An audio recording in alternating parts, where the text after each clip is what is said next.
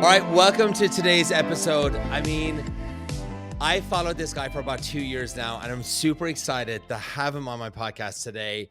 You've all seen his stuff on Instagram. He goes under the name of Blacksmith, or like I'm going to say it, Blacksmith, BLCKSMTH.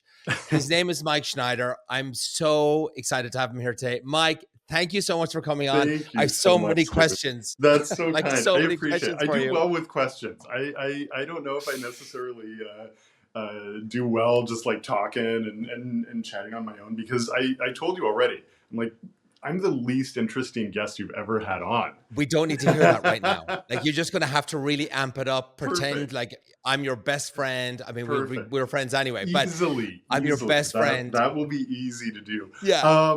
It's funny because people have different interpretations of how they read my artist name, which didn't even, there's an interesting story behind that. That didn't even start as my artist name.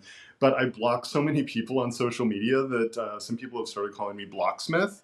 And I'm okay with that. That's boundary setting, right? Did I say it right? You did, yeah. Blacksmith is right, but yeah. Blocksmith, I kind of like that. The reputation for blocking a lot of people isn't. So I'll take it. Yeah. I block a few myself. If there was enough letters, maybe you could make that into a license plate. I mean, I did it years ago as Chef Stu, CHFSTU. I got so much shit for it, I had to get it changed. People were sending like photographs to my boyfriend at the time, and it was just like everybody knew where I was in town. It was crazy. I thought it was a cute thing, not so cute. I love that. So as I start off with every week or every show, what's doing this week? What happened to you last week? Is there anything that you want to get off your chest? I have something. I'll go first, and then you can tell me yours. So Friday night, so basically I've been spending so much money on Ubers and Lyfts, as I feel like a lot of people that go out, they have dinners, they drink and so forth. So you do the responsible thing, right? Yeah. Of course. And so there's a thing about the different classes of Ubers. Like you have your Uber X, and then you have Uber Black and stuff like that. So I've the last few months, I've just been getting like Uber Black. Now, not the SUV, like the big SUV that comes a lot in Los Angeles. Just like, maybe it's a Lexus, maybe it's a BMW or whatever, right? Yeah. They're just nicer. It's a bit more expensive, but I end up spending I think I clocked it between $200 and $300 over a weekend. It's just too crazy. It's fucking too much, right? So I'm like, okay, do you know what? I'm going to cut back. I'm going to go for the Uber X or the general Uber or the general Lyft, and they're like 10 to 15 bucks, right? Sure, yeah. So I have dinner Friday night. I'm like, do you know what? It's in Beverly Hills. Usually costs about $30 to get over there. I'm going to do it for 15. So I book it. I get in the car. I'm telling you, I don't know if Carney Wilson was in the car before me because it smelled like farts. I swear to God, I'm like, oh my God, thank God I put on Tom Ford before we started the trip. Because I just had my shirt like this the whole way. No. And the backstory with the Carney Wilson thing, she talks about farting all the time. Okay, good. On radio, on podcasts and stuff. So it's it's a good inside joke. But that's what you get. That's what I get for doing a cheap Uber. No, it was disgusting. It was so bad. It's as somebody who got rid of their car, and yes, this is totally a flex. In 2015, I ride my bike a lot. That's why I'm I ran over to my studio real quick, as you know, to get my tripod because I needed to set up a soundstage before I could get on camera. And then I biked back. Arrived a little sweaty, but I take a lot of Lyfts and Ubers for friends and plans that are further out from my sphere, or it rains once or twice in Portland. I don't like biking in the rain, so I'll take that out. And I swear that option that you have on the more expensive ones, and somebody's totally gonna be like, that's classist. But totally the options, you have options for some of the Lyft comfort and things like that, where you can choose I'll need help with luggage, which I never do. I can get all that myself. Yeah. Or I want a quiet ride, and I always want a quiet ride. I will never, and I love people. I love people. I love talking to people. I love human beings. I'm a natural introvert, but being in retail for 30 years until last year when I finally made the leap to be a full-time artist, and just the shoots I do in public and people come up and approach me, that's really taught me to just be a lot more like talkative and a lot more comfortable talking to people. Nice. And chatty.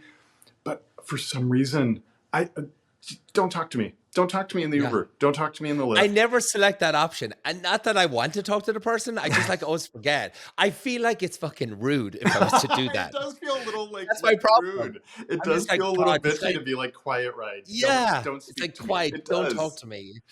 So I think it would be better if maybe they installed a partition in between the back seat and the front seat, and you can just click a button, and it just like slowly goes up in the mid sentence. They're like in mid sentence, and it just goes up. But I mean, it's just the guy was like fucking farting up a storm in the car before I got in.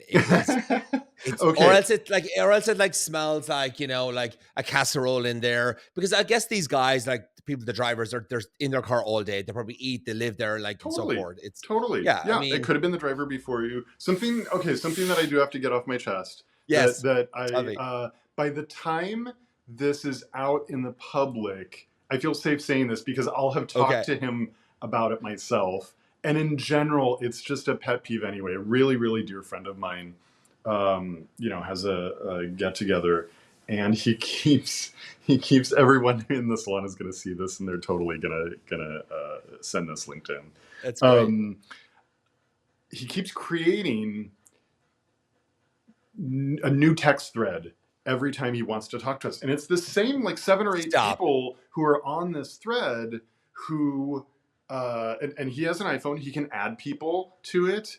He can subtract people from it if people don't want to come to the salon that week, or if they do want to come. But he'll every time he wants to communicate to us, if it's like, a salon coming up or a new salon, he'll create a new text thread. And people are still responding to the original text threads. And so I have like 3 or 4, and I've only been going to the salon. I'll probably be disinvited from the salon. I've only been going to the salon for like a month or 2. It's lovely. It's wonderful. I've hosted it once. It's just a wonderful group of people. That's like my disclaimer, because I know they'll see this. But every time I love him so much, but he texts like my mom texts, and she's also going to see this too. So I'm just basically alienated everyone. Everyone's going to hate you after this podcast. Exactly after this, like it took. But like, for them to so he just doesn't stay on the same one. He thinks he has to create a new one every time. Does he just not know? And people are still like addresses that have been communicated are still on the old text threads. People will refer back to that. Then there's a new like lost and found thread, and I'm just like posted in the same thread. Just find the same thread. Stop making new threads. I don't have friends like that. It's. I get it. Not everyone is as phone savvy as some of us who like live our lives on our phones and run our businesses through social media. Maybe we're a little more like savvy about our phones than other people. It drives me bonkers, and it makes me feel a lot better that I got that off my chest too. So that's good. Thank you for that. You know what? If someone did that to me, I just would like delete them. I just like stay on one fucking thread. I've started leaving. I've just like leave this conversation. I'm just going to leave all the threads that are not that main thread. That you're speaking volumes by doing that. I think. I'm so petty. Don't. Thank you for that. Don't even activate my pettiness. It'll. It's all right. So I'm definitely going to talk about it. And I messaged you and I'm like, please, Jesus. So Taylor Swift's new album came out on Thursday. Yeah. Okay, let's talk about it, because there's a lot of stuff like going on with it. I'm a super fan. I'm not a super fan. I'm a fan. I'm a fan. I don't know. I'm a huge fan. I'm a fan. I'm a huge fan. Yeah. And also like, I've been called like the Taylor Swift of balloons, just because I talk about like narcissists and breakups and stuff like that in my messages. And that's a compliment. Like that's not trolling me. I'll take that compliment. I hope since her main, social media accounts don't follow anyone. I secretly hope that she has like this little burner account that's like following me somewhere, and that she's a fan, and that she knows that I'm a fan of hers. I think. And I'm going to get to that as well. Like, I'm going to get to that in a minute. I'm going to have a question about that with your balloon walls. But yeah, no, I'm loving certain tracks. It always takes me a little bit, even Cowboy Carter. I know everyone's comparing the two. It's not a comparison, but I know even Cowboy Carter, it took me a while to like get into some tracks. Me and too. That's okay. Not everything needs to be, instantly wonderful. I can love Cowboy Carter and still resent her for not releasing Telephone Part 2 with Lady Gaga at the same time. I can be all things. But Taylor, that was go ahead. It's good. I mean, it's good. I mean, I'm really enjoying it so far. It's taken me a minute to get down to the second album, the second release or whatever. This is 31 songs. Do you have your favorites? I do. My favorite. Oh God, I wrote them down here. My favorites are. I had to save them on my Spotify playlist. Okay, number 3, Tortured Poets Department. Okay, I'll dive deeper into that. Number 2, I can do it with a broken heart. Same. Nicely done. So fucking sad. Oh yeah.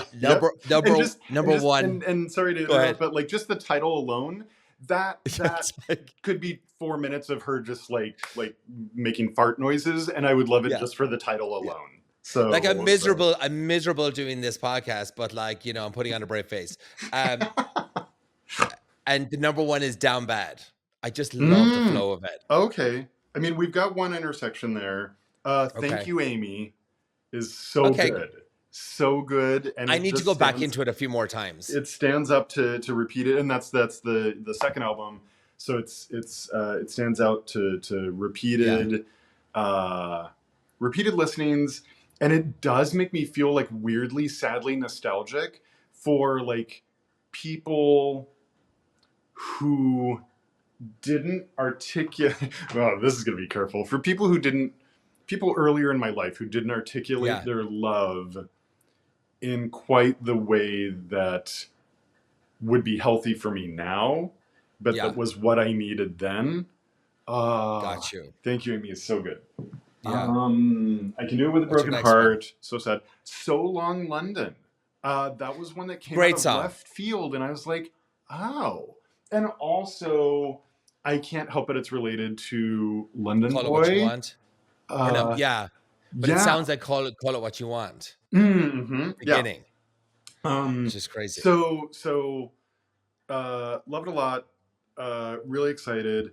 I wish there was a little more space, and this is just me and how I digest albums and how sometimes my relationship with like a musical artist is it's time is measured geologically, where I just need space in between albums. And she just had released 1989. Right? Yeah, she just did Taylor's version, and so I was very deep in still falling back in love with those songs again. Yeah, me too. Because that was 2015, I think. Yeah, and that was the 4 tracks at the end are great as well. Oof, yeah. Was that the Vault ones? Yes, yeah. See, I haven't dove into those yet because they were just. Oh, is it over now? Is like the best song ever? Okay, I'm gonna get back in there then. Thank you for that. So I wish there had been like a little more like time between that. But that's okay. That's okay. Like Taylor's will be done. We'll I know. We'll get through. We have a lot of music to get through the next few months. But here's what I wanted to talk about. And a lot of the Swifties are kind of pissed off with her right now because, and I kind of understand it as well. So she brought out the album. She brought out 4 different ones. And so she would trickle them down. You get these emails from Taylor Nation like, hey, the Manuscript album dropped. Hey, the Albatross album dropped. Hey, the Black Dog, pre-order now. The Masquerade. So she's 4 different colored albums. And each album had a bonus track at the end of each one, right? You following me? Is it like vinyl? Correct. Okay. Correct. Okay. So vinyl. I think I did hear about this. Yeah. So there's a bonus track. So you had to buy all 4 to get this extra bonus track at the end of each one. Okay. So the diehard Swifties are buying all 4. Yeah. Then you have the one at Target, which is the clear vinyl, which is the one that I got. Nice. It's right there, which is actually kind of cool. I think it's actually pretty. I think that's really cool. Yeah. I didn't buy 4 others. So there's 5 albums in total, which is insane. But here's the issue. So all these kids, fans, all these albums are on the way to their houses, all that kind of stuff on the day of release. Yeah. She drops it that night. She drops album 1 that night. 2 hours later, she drops album 2 that has all those bonus tracks on it. Oh. Do you know what I mean? So now you're kind of fucked. Like you're like, I spent $120 to get these 4 extra tracks, and she drops the second album, which has all those tracks on it, on Spotify and Apple or wherever. That is kind of like greedy, I think.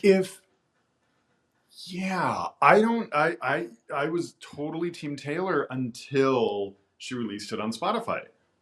Just knowing all of this, I'd seen rumblings of it. Sure. And I didn't really do a deep dive online to see what it was about, and so I was with her. Like if she wants to release one track on a bonus track on each album, people are consumers. They're not entitled to her creativity or her output, so they can choose to buy those or not. Mm-hmm. And you know, when I do that with an artist, I'm like, I whether it's 2 cents an album going into their pocket, I'm like, I'm supporting them somehow. Sure. This is eventually going to support them. This is like, I'm not on Patreon. Obviously Taylor doesn't need money, but I do that with any artist who releases like exclusive things like this, where I just view it as like, I'm helping that artist. I'm supporting that artist in some way. I'm putting my money where my mouth is. I'm not just paying for like a Spotify subscription, but that seems not great. And if I was someone in her circle, which I'm not, I would just be like, walk me through that thought process. Exactly. It's kind of like, because she's alluding to the fact that these 4 extra songs will not be released. That's the shitty part. That's the definition of a bonus track. Yeah. The definition of a bonus track. Because like that's why like each, like the Albatross was one song, the Black Dog was another song, the Manuscript was another song, and the Masquerade was another song. The Target one had the Manuscript bonus track, so it was kind of like whatever, but it was the clear vinyl that you got. Anyway, that's what's out there. I think it was, I want to say it's more of the record label that's doing this and not her, but who knows? Yeah, we still like it. I probably, but also like her whole thing is getting more control over her own music, and so I think she's successfully done that, even in the creation of the Taylor's versions of these. So I have to believe that at some point this choice was presented to her. Yeah, of course. But also, people learn, and so I am hopeful she won't do this again. This is like when you're really trying hard to believe like in somebody's heart that you don't know at all. I'm like, please learn from this. Lesson learned. Wait till she releases everything, and then and then buy her stuff. Yes, exactly. Lesson learned here. Yeah. Okay, we're going to get to the main topic because I mean you're here for a reason. Well, I brought you here for a reason, and I want to know. I have so many questions. So, first of all, what do you call your art installations? Are they balloon walls? Before we even get into it, that's a good question. I would say, what do you call them? They're and what's funny is I didn't start with the balloons. I've always been obsessed with typography and like Jenny Holzer and Barbara Kruger, like the typographic greats, and you see their pieces in museums, and Jenny Holzer in particular is just so creative and just varies it up, changes it up what she puts out there. And so I think I did the flower petals first, even before balloons. And I'll always call myself a typographic artist, but obviously the balloons have really gone bonkers. They've gone crazy. 2020. I don't know when I started following you. It's been a few years, but I used to always I'm like, oh my God, I love this guy. I love the quotes. Like they really resonate with me and stuff. And then I was like, I used to think they were photoshopped. I just thought there was like a really good Photoshop that was done. And I think I even like sent you a message one day, even asking you, and you were like, no, it's real. And excuse me. And but anyway, they're not. It is real. Yeah. So how did this start? I mean, the flowers, it was me just being obsessed with typographic art, and I spelled like short quotes and a few letters at a time, and it was just like single words, and I would go to the Dollar Tree near me, where I still get my flowers from, and buy $20 or $40 and just walk out of there with an armful full of fake flowers, and then just pop all the blossoms off and spell things with that. And for people listening, just to slightly interrupt you there, BLCKSMTH. Yep, that's my Go follow him on Instagram. most social media. Yeah. Go follow him so you can see these crazy installations. They're awesome. Thank you. Sorry, continue. And no, it was really fun. And another aspect of my art has always been making fun of social media tropes. Yes. Like, an endless parade of selfies, and that's why I'm in a lot of them myself.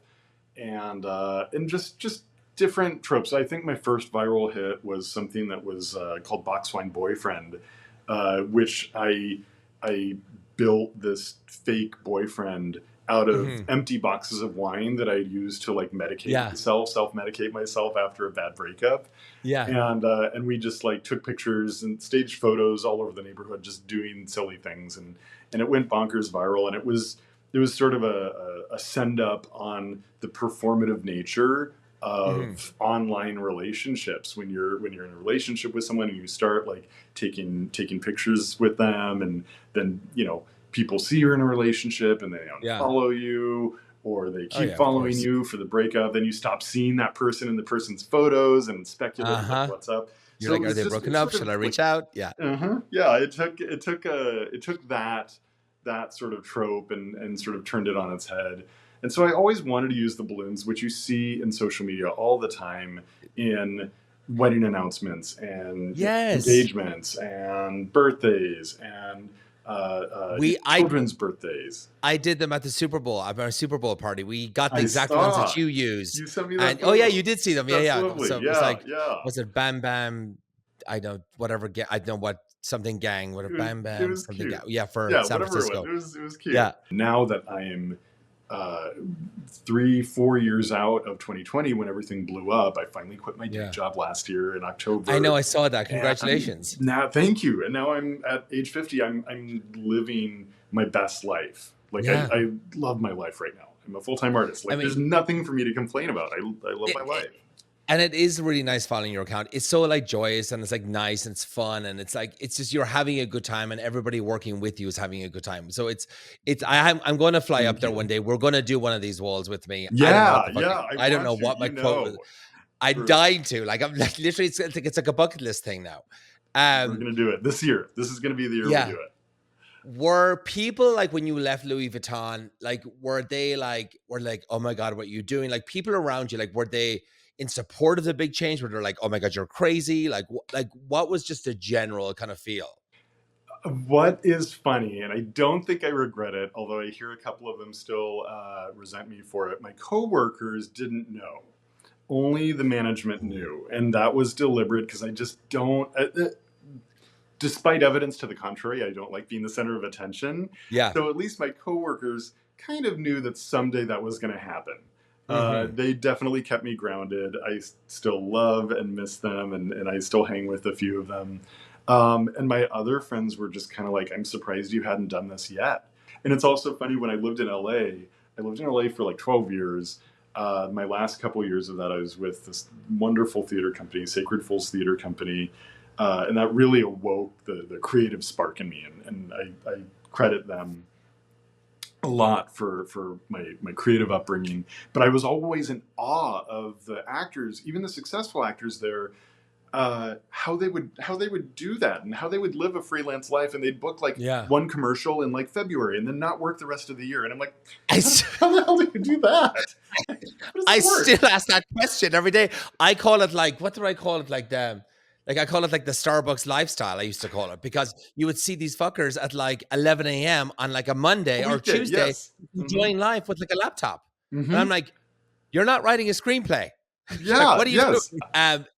So funny. Like I was writing up these questions yesterday and I came across Mel Robbins, right? And I actually had written down these questions like, hey, were people in support of you changing your lifestyle and going, jumping off the cliff and doing what you really love to do. And I just wrote these down. I just thought they were great. It's like, when you change, do not expect other people to join in on the changes. It's personal and they do not change unless they want to. Then the second one is, do not expect people to like the changes that you are making. Just focus on you. I thought they were great. I just thought those two were awesome. That's so great. I love that. Of course, I had to pick out my top 3 of your balloon walls. Awesome. Thank you. And just these are just kind of like they hit home for me. Okay. First one, manipulation is when they blame you for your reaction to their disrespect. Classic. Yeah. Your trauma is not your fault, but it is your responsibility. And number 3, that's I love that. It's like, figure your shit out. Like, stop putting your shit on me. Like, I should just do one that says that. Yeah, like that's probably going to be my one. Yeah. Number 3, you're not allowed to miss me if you're the reason we don't talk anymore. Yeah. Like, yeah. It's like, those what are a scream. True. Those are true. Yeah. I love was them accused though. by somebody, probably on Twitter, which is just like, a hellscape anyway. But I was accused by somebody of some of them coming off really like bossy or condescending. And I'm like, my inner voice maybe is that. Like maybe the balloons do come off that way. And they do speak in absolutes, but I think it would also be different if I followed my own advice in balloons, and I don't. I don't follow my own advice often. I shouldn't be reading these balloons and going like, oh, okay, that happened to me. Okay, great. We can enjoy the quotes, and then we just don't apply them to our lives. Is there one that's your absolute fave? Like one quote or like installation that's your favorite? No, and that surprises people to hear. No, that's not true. I wouldn't say the quote itself was anything remarkable.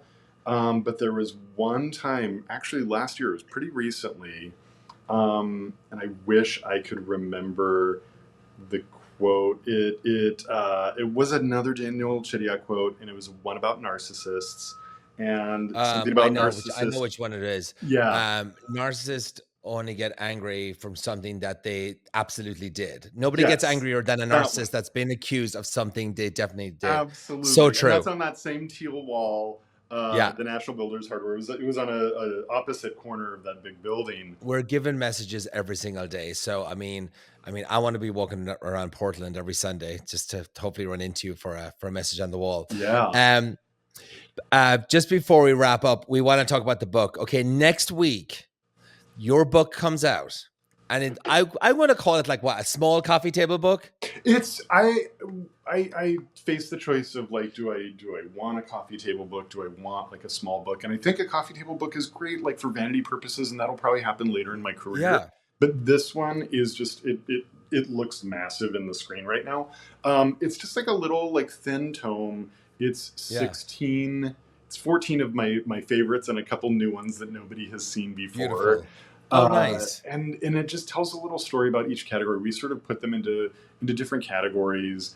And it's wonderful to give as a gift. It's also wonderful to like subtweet one and being like, maybe you should read this.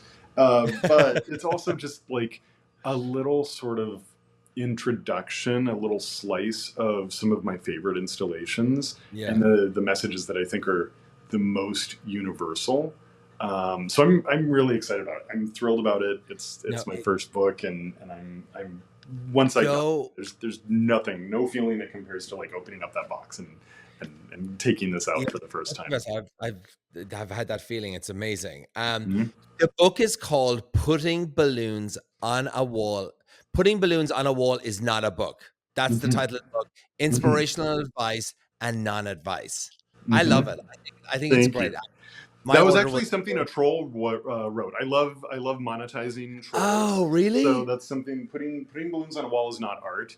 Is something that a troll wrote on one of my installations, probably like 2 or 3 years ago. I don't remember who. I usually block. But it made an impression on me of like, oh, I want to make something out of that. So it's ironic that the name of my first book is taken from that, and I've done a couple installations myself that say that exact phrase, but these haters or whatever. Yeah, exactly. Look, Mike, thank you so much for coming on today. Thank you for having me. I just have been such a fan. I was like, I have to get this balloon guy on my podcast. Oh, you're so kind. I'm a fan of yours too. So, oh my God, thank you. So wonderful. So, everybody, next Tuesday, his book, pre-order it right now. Go to Amazon or go follow Blacksmith, BLCKSMTH. On Instagram. He has a link in there that links to his book too. You can find it on Amazon. You can Barnes & Noble, everywhere. Putting Balloons on a Wall is not a book. That is the title. Mike, I can't wait to get it. Thank you so much, Stu. This was wonderful.